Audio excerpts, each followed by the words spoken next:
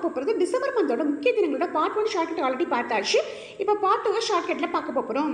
டிசம்பர்னாலே நமக்கு ஃபஸ்ட்டு ஞாபகம் வர என்னன்னு சொல்லி பார்த்தீங்கன்னா இந்த இயர் ஆஃப் தி எண்டுன்னு சொல்லுவாங்க. அதாவது முடிவு, முற்றும், இறுதி அந்த நிலையை தான் என்ன சொல்கிறாங்க டிசம்பர்னு சொல்கிறோம். சரிங்களா? அப்போ நான் கணக்கில் லோயஸ்ட் மார்க் வாங்கியிருக்கேன். கணக்கில் லோயஸ்ட் மார்க் வாங்கியிருக்கேன். எவ்வளோ மார்க் அப்படின்னு பார்த்தா 2 × 2 2 என்ன விட்டுடு, அதாவது வெறும் 22 மார்க் தான் வாங்கியிருக்கேன் கணக்கில். சரிங்களா? அடுத்து தெரியப்படத்தில் 23 விவசாயிகள் என்ன பண்ணியிருக்காங்க, கம்மியான விளைச்சல் காரணமாக என்ன பண்ணிட்டாங்கன்னா தற்கொலை பண்ணியிருப்பாங்க. தெரியப்படத்தில் 23 விவசாயிகள் கம்மியான விளைச்சல் காரணமாக தற்கொலை பண்ணிக்கிட்டாங்க. நாங்கள் அவங்கள்ட்ட என்ன பொருட்களை நுகர்ந்துக்கிட்டு வருவோம். எப்படி நுகர்ந்துக்கிட்டு வருவோம்? 2-4 பொருளாக நுகர்ந்துக்கிட்டு வருவோம். 2-4 பொருளாக நுகர்ந்துக்கிட்டு வருவோம். சரிங்களா? டிசம்பர்னால என்ன சொல்லியிருக்கேன், சுனாமி, கடல், மழை எல்லாமே சொல்லியிருக்கோமா?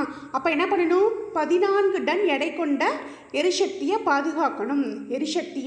பாதுகாக்கணும்.